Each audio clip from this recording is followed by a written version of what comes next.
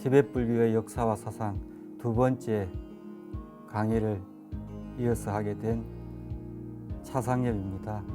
오늘은 이 티쪽 대젠 왕이라고 불리는 왕을부터 해서 티베트 관련된 역사와 사상 내용들을 언급하고자 합니다.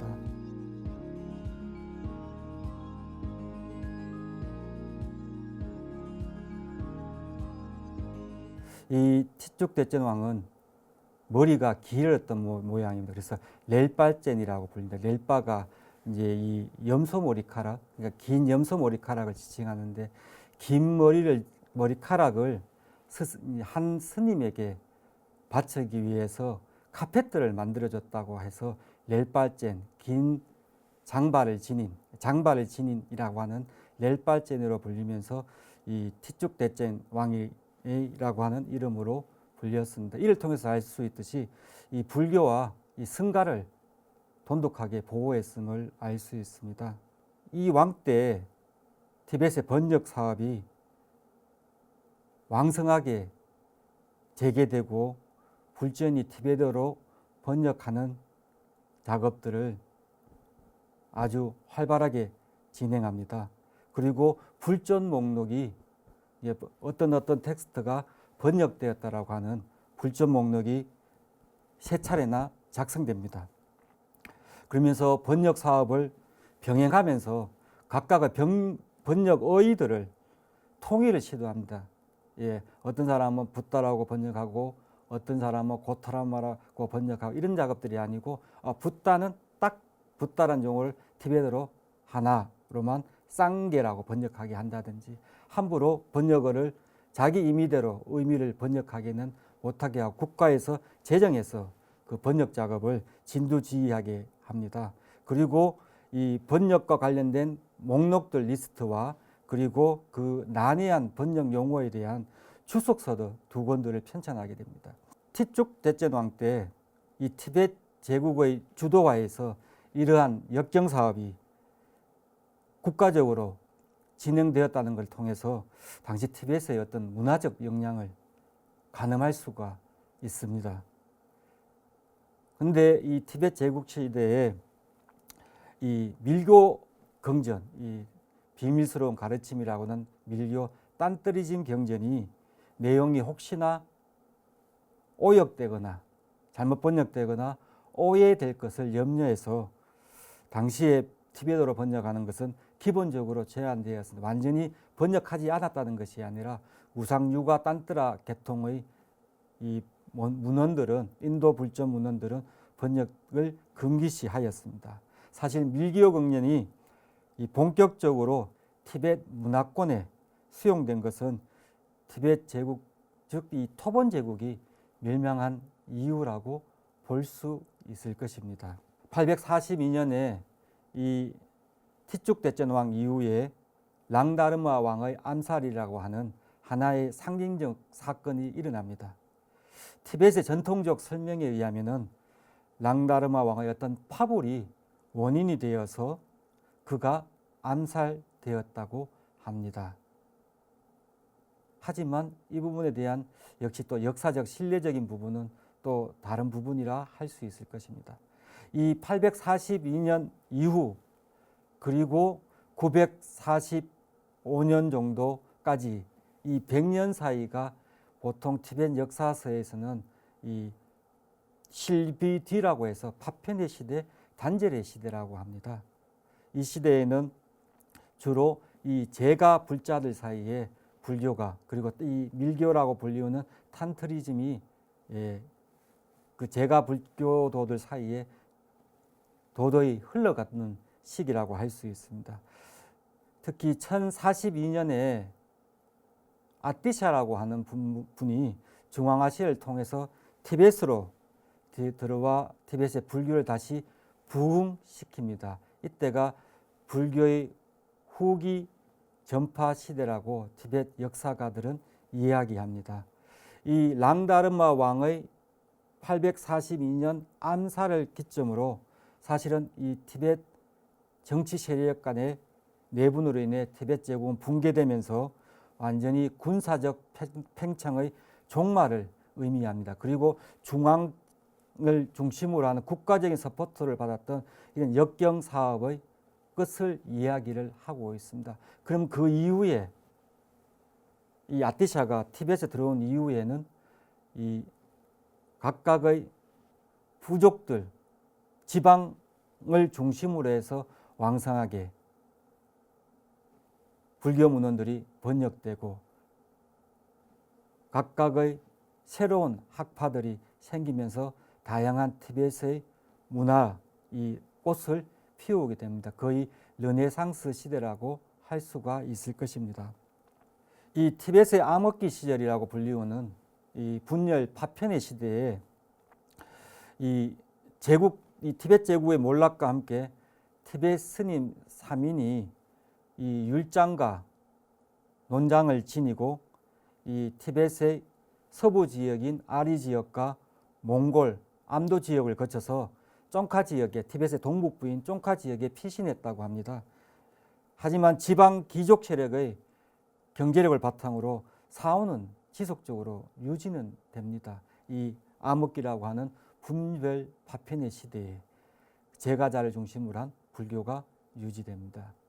이때 우리가 많이 알고 있는 인물인 밀라레빠가 이 시대에 활동하게 됩니다. 950년부터 1250년경 이 사이를 불교의 후기 전파 시대라고 티벳 역사가들은 부릅니다. 이때 이 100년간의 암흑기를 지나서 다시 계율과 수행 전통이 티벳 본토에 복귀가 되면서 앞부분에 언급했었던 이전 시간에 언급했었던 쌈예사원에서 이 승가를 재건하기 위해서 당시 쌈예사원의 그 영주였던 분이 10명의 이 승려를 승가의 전통이 지켜지고 있던 암도 지방 쫑카 지역으로 보내서 비구계를 받게 되면서 다시 불교가 부흥하게 됩니다.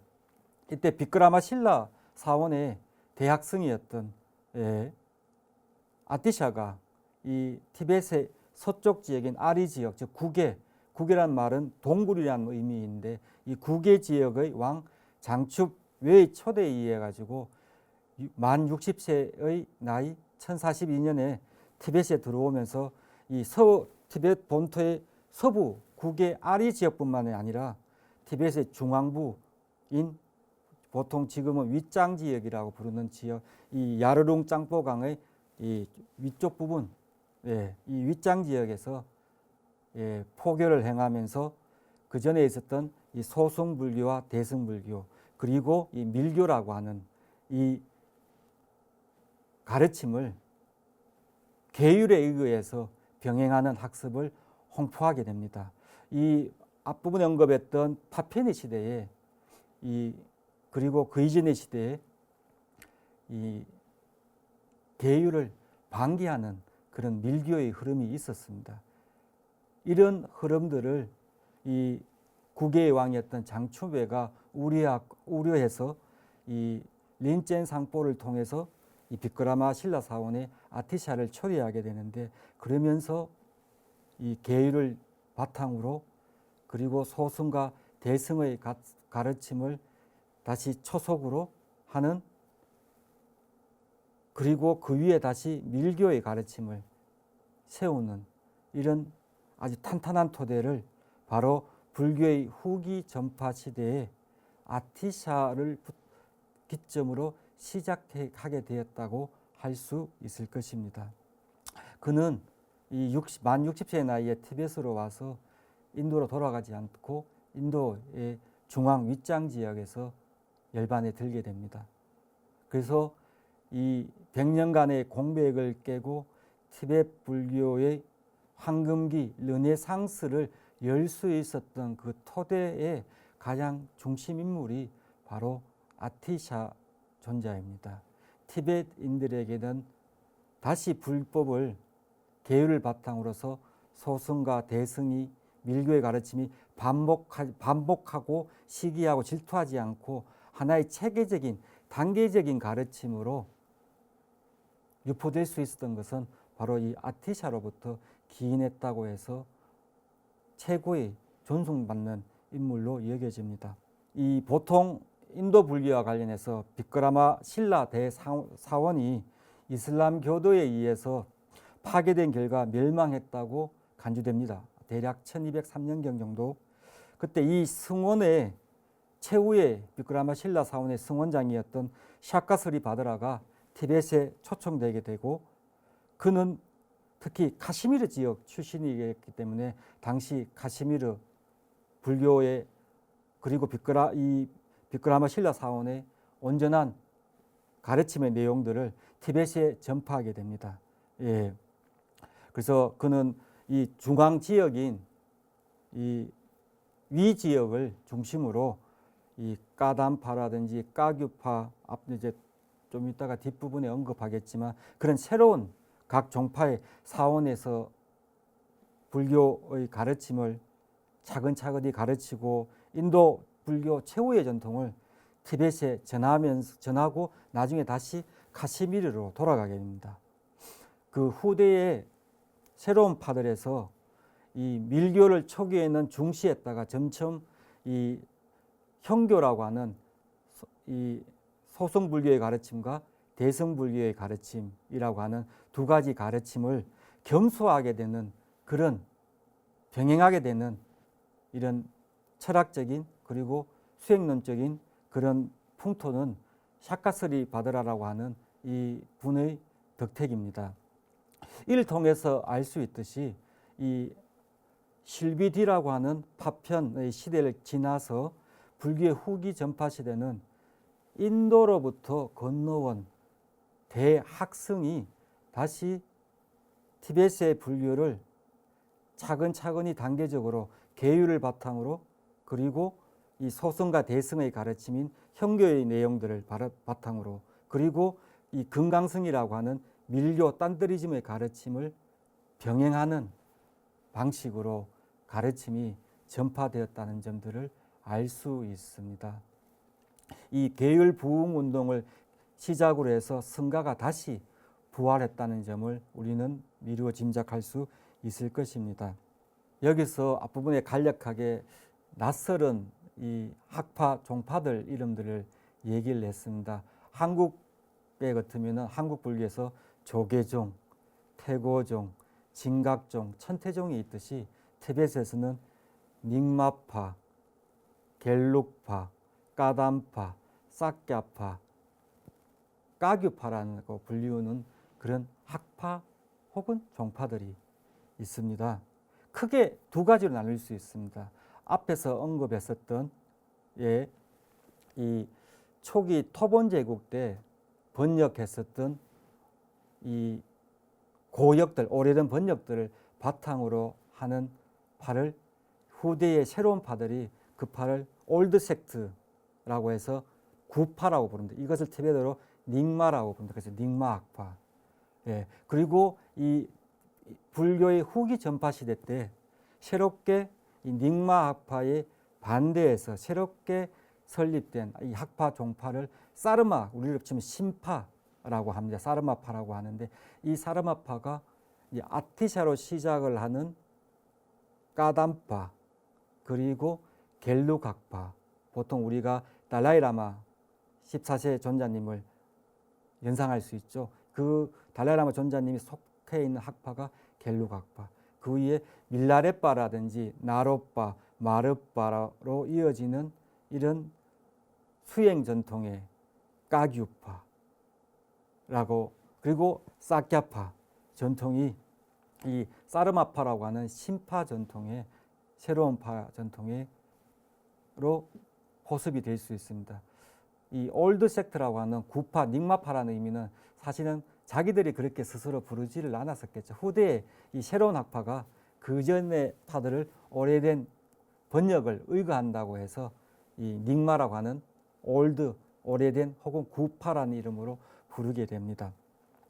그래서 이 경전은 이 앞부분에도 언급했듯이 티벳 제국이 토본 제국 초기에는 이 왕의 적극적인 후원을 받아서 번역되었습니다. 이때가 고역, 오래된 번역을 토대로 하는 것들이었고요. 그리고 이 950년 이후에 그리고 이 불교의 후기 전파기가 되어서 이 지방 귀족 세력의 후원을 받아서 번역된 이 신역들이 있습니다. 이 신역을 토대로 하는 파가 좀 전에 말씀드렸던 이 신파, 사르마파라고 불리우는 까담, 겔룩, 사꺄, 까규파 그리고 조낭파라고 하는 이 학파들은 이 새로운 번역, 이 950년 이후에 번역된 문헌들을 의지해서 소중한 텍스트로 삼고 있습니다. 이 아티샤와 까담파에 대해서 한번 말씀드리고자 합니다.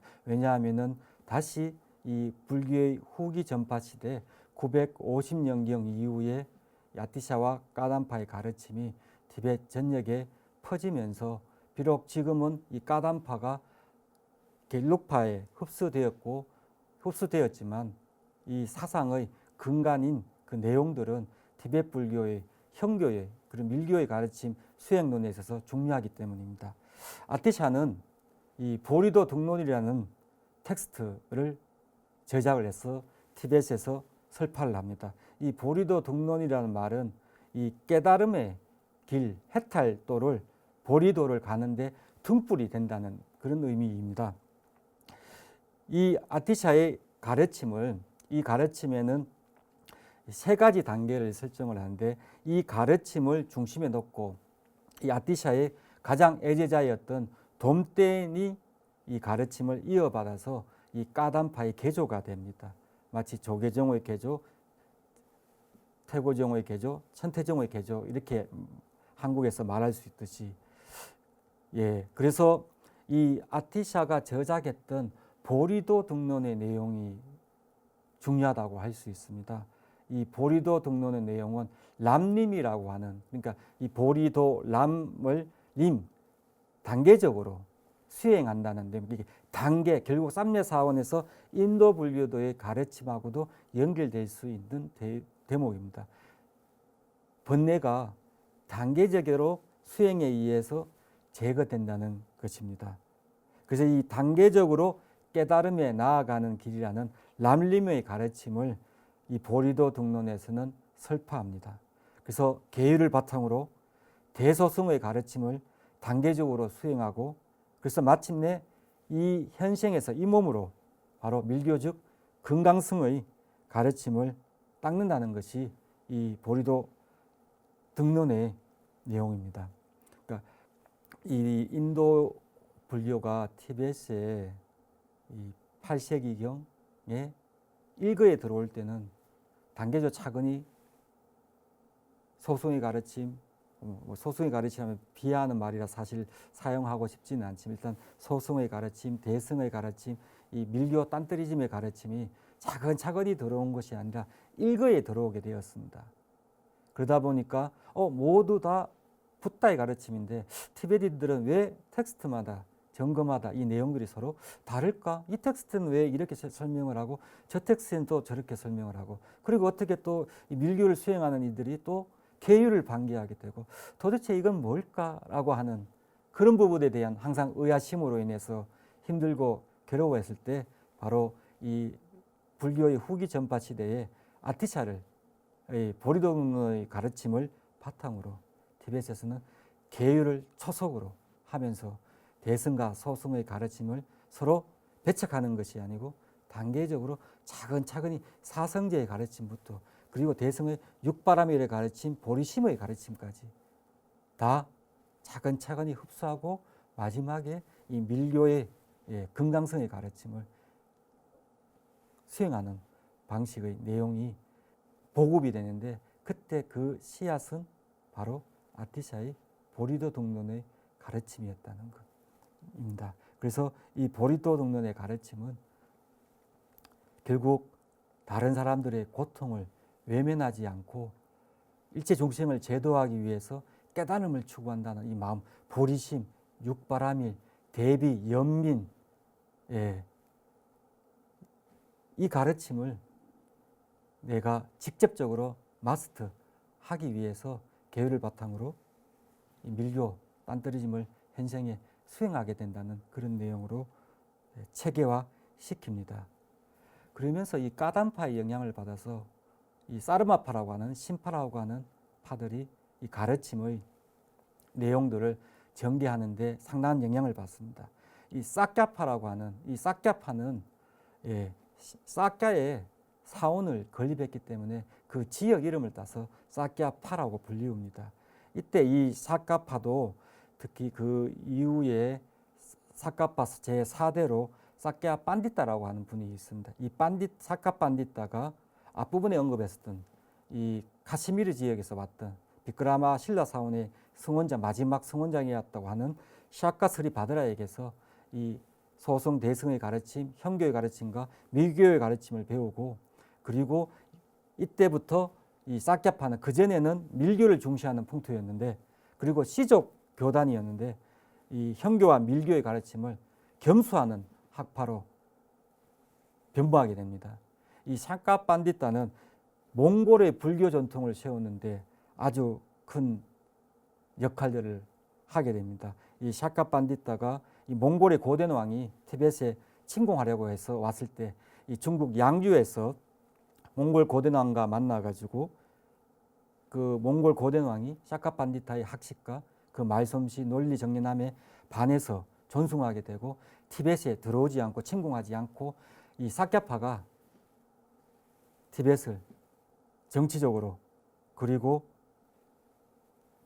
지배할 수 있게 했다고 합니다. 그러면서 이 싹갸파는 이 몽골 제국의 국사를 배출하게 되는, 그러면서 싹갸파의 뒤이은 팍바가 또 몽골 문자, 팍바 문자를 만들게 되는, 그러면서 이 몽골 시대에 몽골의 불교 전통을 세우는데 큰 역할을 하였다고 합니다. 이 싹갸 판디따는 이 논리적인 측면, 그리고 이 불교 철학과 관련된 부분, 그리고 또 대중들을 위해서 아주 쉬운 부분들을, 내용들을 잘 설파한 분으로, 그 현교와 밀교를 잘 마스터한 분으로, 하지만 그 저작들은 현교의 가르침을 중심으로 하는 저작들을 많이 시설하게 됩니다.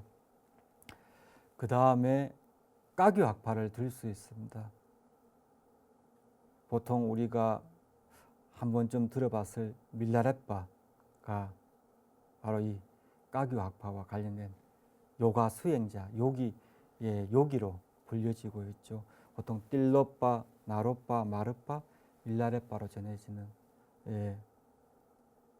이 밀라레빠는 아주 철저한 아란야에서 산 속에서 수행하는 위대한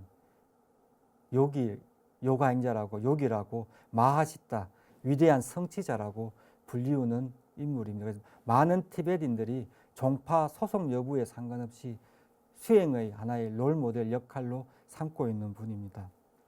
밀라레빠는 이 종교신이죠. 우리 한국에서도 아마 90년대부터 밀라레빠의 신만송이라는 그 아름다운 시가 한글로 소개되기 시작했는데, 이 티베트인 사이에는 수행자의 전형으로 인기가 아주 많습니다.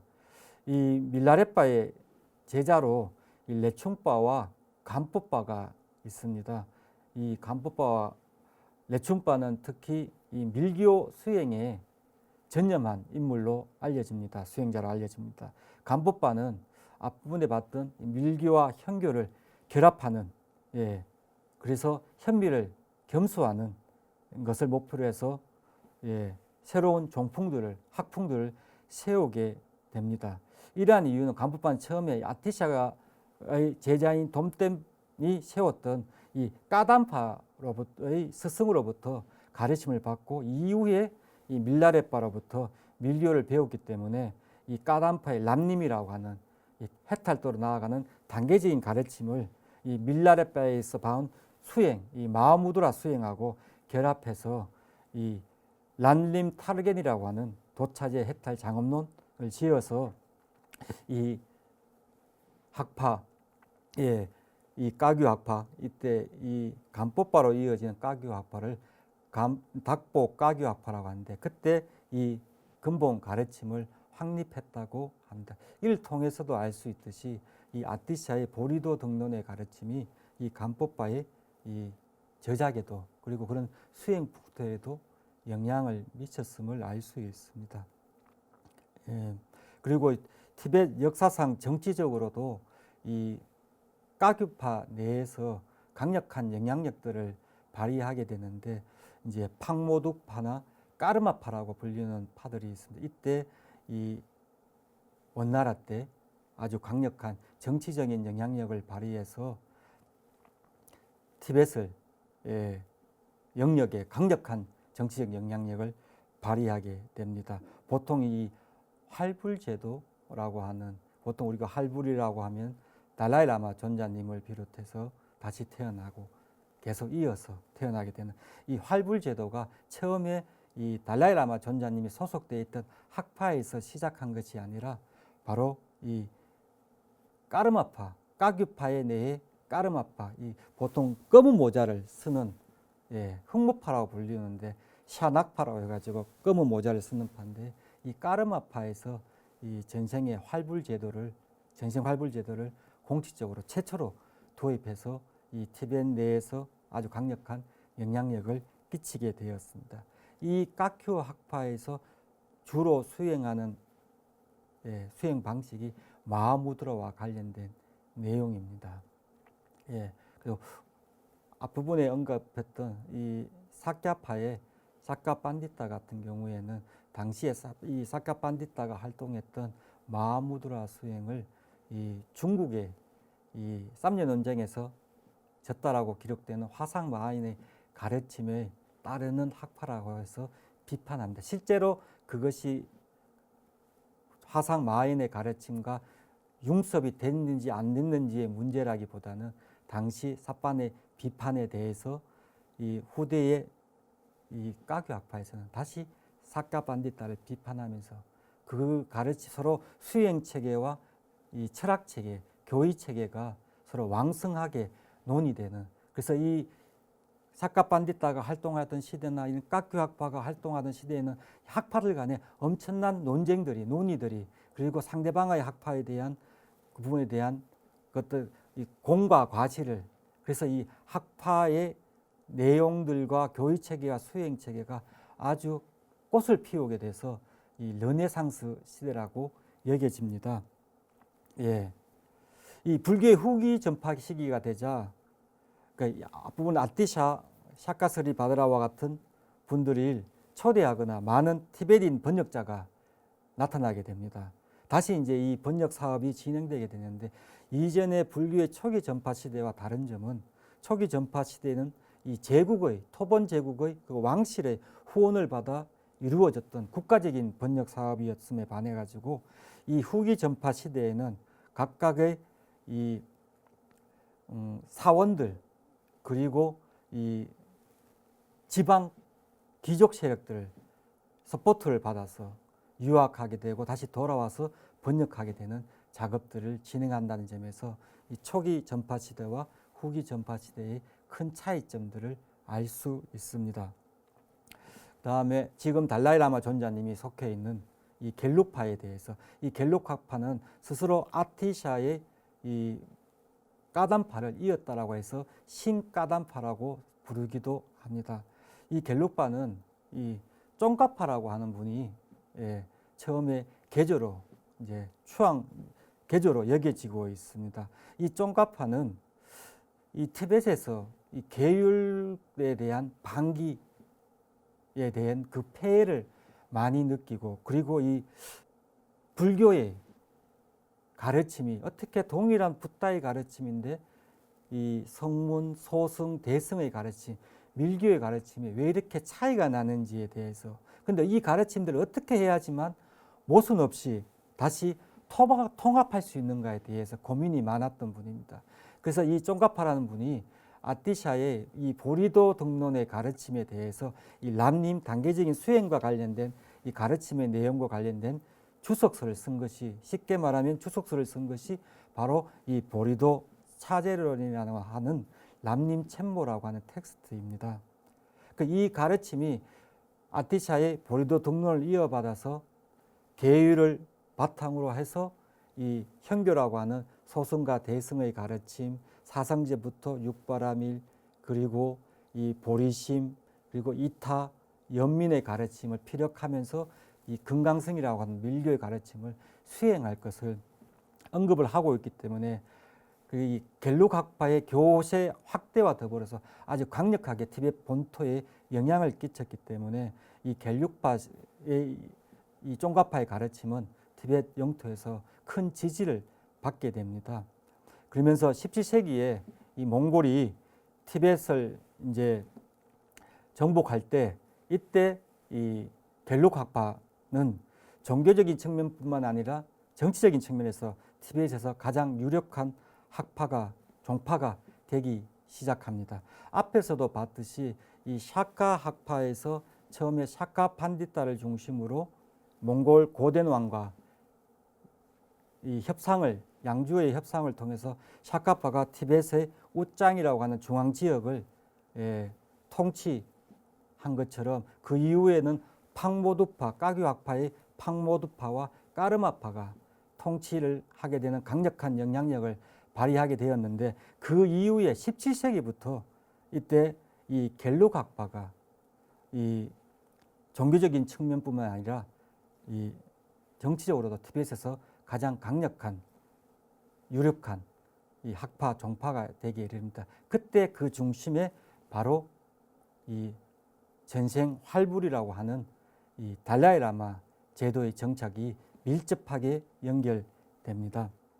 이 쫑가파의 제자인 보리도 차제대로는 세 가지 단계로 아티샤의 보리동 등론처럼 세 가지 단계, 처음에는 낮은 근기의 일반 범부들, 그리고 중간 단계로는 성문과 영각, 사성제부터 시작하는 사성제, 12연기 등의 가르침을 등등등을 포함한 성문과 영각의 가르침, 소성의 가르침이라고 이제 비유되기도 하지만, 그리고 다시 상사도라고 하는 고급 단계의 가르침, 이때는 보살의 가르침이라고 할 수 있죠. 이 보살의 가르침과 보리심, 육바라밀, 연민 등의 보살의 가르침과 이 밀교라고 하는 금강성의 가르침이 계율과 어우러져서 하는 이 삼사도의 수행을 중심으로 이 가르침을 피력하게 됩니다. 앞에서도 언급했듯이 이 고역 티벳 토번제 티벳 제국의 왕국의 후원을 받아 고역을 바탕으로 하는 이 닉마하파, 오래된 하파, 구파라고 하는 닉마하파는 쌈예 사원에서 두 번째 산타락시다가 티벳에 입장할 때 모시고 온 빠드마 삼바바를 계조로 하고 있습니다. 이 닉마하파는. 그래서 빠드마 삼바바는 제2의 붓다라고 여겨지기도 한다고 말씀을 드렸죠. 이때 이 닉마하파는 주로 족첸이라고 하는 수행을 그 교의의 중심에 놓고 있습니다. 그런데 이 후기에 이 불교의 후기 전파 시대에 950년경 이후에 새로 성립한 신파, 이 사르마파, 특히 아티샤의 까다마파, 쫑가파의 갤룩학파, 그리고 이 샤카반디타로 대변되는 샤카학파, 이런, 그리고 이 밀라레파, 마르파, 나로파로 이어지는 그 후대로 계속 전승되는 까규학파, 이런 사르마파 신파에서는 인도 전통에 반하는 요소를 갖고 있다고 비판을 하게 됩니다.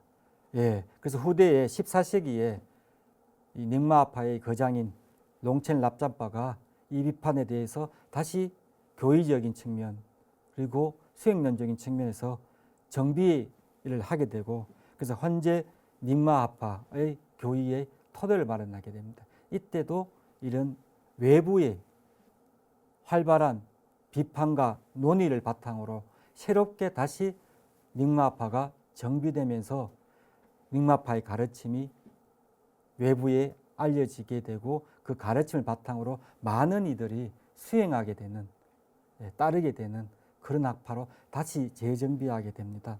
이를 통해서 알 수 있듯이 이 불교 950년경 이후에, 그리고 불교 후기 전파 시대 이후에 다시 황금기 르네상스가 꽃피우던 시기에 이 지방의 귀족 세력을 중심으로 각각의 사원들이, 각각의 학파들이, 종파들이 다양하게 서로를 견제하고 비판하면서 각각의 교의가 다시 다듬어지게 되고, 그리고 다시 계율에 대한 부분, 형교, 이 성문의 가르침, 영가의 가르침, 그리고 대승의 가르침, 그리고 이 밀교의 가르침을 새롭게 단계적으로 정비하게 되는, 하지만 물론 이 단계적인 가르침을 중시하면서도 번뇌가 일거에 제거된다는 또 즉각적인 이 돈의 가르침도 물론 필요하게 되지만 서로 학파 간에 왕성하게 교류하면서 그런 가르침들이 후기 전파 시대에 이루어졌다는 점을 우리는 알 수 있습니다. 예를 들자면은 그 당시 이 10세기 중반 950년경 이후에 TBS에서 이 승려들은 자기가 공부하고 싶으면은 어떤 학파에 상관없이, 예를 들자면 본인이 갤록학파, 예를 들자면 쫑가파, 갤록학파의 개조였던 쫑가파인 경우는 사꺄 학파, 그리고 까규 학파, 그리고 이 샬로 사원을 중심으로 하는 샬로 학파 계통의 스승들에게서 다양한 가르침을 접하게 되거든요. 예, 그 외적인 환경을 떠나서 각각의 학파가 서로 격리되거나 고립된 것이거나 타 학파를 그냥 단순하게 비판하는 것이 아니고 배움에 의해서 그 장은 다 열려져 있었습니다. 그런 흐름들이 바로 이 950년경 이후에 TBS의 어떤 종교적인, 사상적인 르네상스 문화를 꽃피우는데 아주 중요한 부분이 였을 것이고, 그러한 개방성과 역동성이 바로 TBS의 이 교리적인 측면, 그리고 수행론적인 측면, 그리고 단순히 종교적인 측면뿐만이 아니고 지성사적인 측면에서 새로운 장을 열어주었기 때문에 오늘날 우리가 그 가르침을 접할 수 있었던 것이 아닐까 싶습니다. 다시 닉마파로 돌아가서 이 이제 여러 가지 전설들이 전해집니다. 실제 티벳에 일어났던 일이라기보다는 다양한 전설들이 후대에 전해지는데, 이 빠드마 삼바바, 사실 이 빠드마 삼바바란 말은 뺨의 중뇌라고, 뺨아 중뇌라고도 하는데 연꽃에서 태어난 이란 의미입니다. 이 빠드마 삼바바는 후대에 자기가 다시 쌈예사원에서 우디아나로, 인도로 돌아갔을 때 랑나르마 왕에 의한 파벌이 일어날 걸 알고 나중에 후대의 미래에 자기의 가르침을 이해하는 자가 나타날 것이라고 하면서 여러 곳에 자신의 가르침을 담겨 있는 경전을 매장했다고 합니다. 그래서 후대에 특히 이 불교의 티벳에서 불교의 후기 전파 시대에 이 매장 문헌들이 빠드마 삼바바가 군데군데 묻어두었던 매장 문헌이 발굴되어서 이 매장 교론이 중시되었다라고 하는 것이 이 닉마하파의 특징 중에 하나이기도 합니다. 보통 우리가 많이 알고 있는 20세기에 서구에서 20세기 초에 크게 영향을 끼친 죽음과 관련된 텍스트 사자에서가 바로 이 빠드마 삼바바가 매장한 문헌이라고 전해집니다. 티벳의 전설에 의하면은 실제로 마치 4, 5세기로 갔다가 돌아온 것처럼 생생하게 그 단계들을 묘사하고 있죠. 다시 돌아가서 이 까격파 내에 있던 까르마파, 흑모파, 검은 모자를 쓴 이 흑모파에서 활불제도를 처음 도입한 이후에 다른 학파들에도 영향을 끼쳤다고 했지 않습니까? 갤록 학파도 동일하게 그러한 영향을 받아서 달라이라마 제도가 성립하게 됩니다. 달라이는 몽골어이거든요. 대해 큰 바다 라는 의미고, 라마는 스승이죠. 큰 바다와 같은, 대해와 같은 그런 지혜를 지닌 스승이라는 그런 의미입니다. 보통 이 활불제도와 관련해서는 티벳의 독특한 보살 사상이 담겨져 있는 부분입니다. 이건 인도 불교와 큰 차이점이 납니다. 인도 불교에서는, 대승 불교에서는 무주처 열반이라고 하는 개념이 있습니다. 무주처, 어디에도 머무르지 않는다. 그러니까 대승 보살은 이 세계에도, 윤회하는 세계, 이 애욕으로 불타는 윤회하는 세상에 머무르지 않는다. 왜냐하면 이 공의 눈을 가지고 있기 때문에, 반야의 공의 눈을 가지고 있기 때문에 이 윤회한 세상 속에 머무르고 있어도 어떻게 애욕에 물들지 않고, 그리고 또한 열반에도 들어가지 않는다. 왜? 중생들이 있기 때문에, 그 대비 대연민심 때문에 이 열반에도 머무르지 않고 윤회 속에 계속 머무르면서 중생을 구제하는 것을 이상으로 삼고 있는데, 이것이 하나의 티벳에서는 활불이라는 방식으로 나오게 됩니다. 그래서 티벳에서 볼 수 있는 이 활불은 현재 이 세상에 출현한 보살의 화신이라고 여겨지는 고승의 어떤 행위이기 때문에, 사실 승려가 고승이 입적하고 나면은 그 입적한 이후에 별로 차이가 나지 않은 시기에 어떤 상징적 꿈이라든지 이렇게 상스러운 기운들이 나타나는 것을 보고 그 제자들이 그 스승의 환생을 찾기 시작하면서 그 스승을 찾아내는 내용들이죠. 우리가 많이 알고 있는 리틀 부다라는 영화부터 시작해서 환생이라는 영화, 특히 티벳과 관련된 다양한 영화에서 쿤둔과 관련된 내용도 마찬가지고 우리는 그 내용들을 접할 수가 있습니다. 비록 짧은 시간이지만 우리가 순례가 아닌 순례를 경험할 수 있지 않을까 싶습니다. 앞으로도 이 티벳의 역사와 문화, 그리고 이 사상적인, 종교적인, 그리고 이 교의 체계와 수행 체계에 대한 관심이 많이 생길 수 있기를 바랍니다. 감사합니다.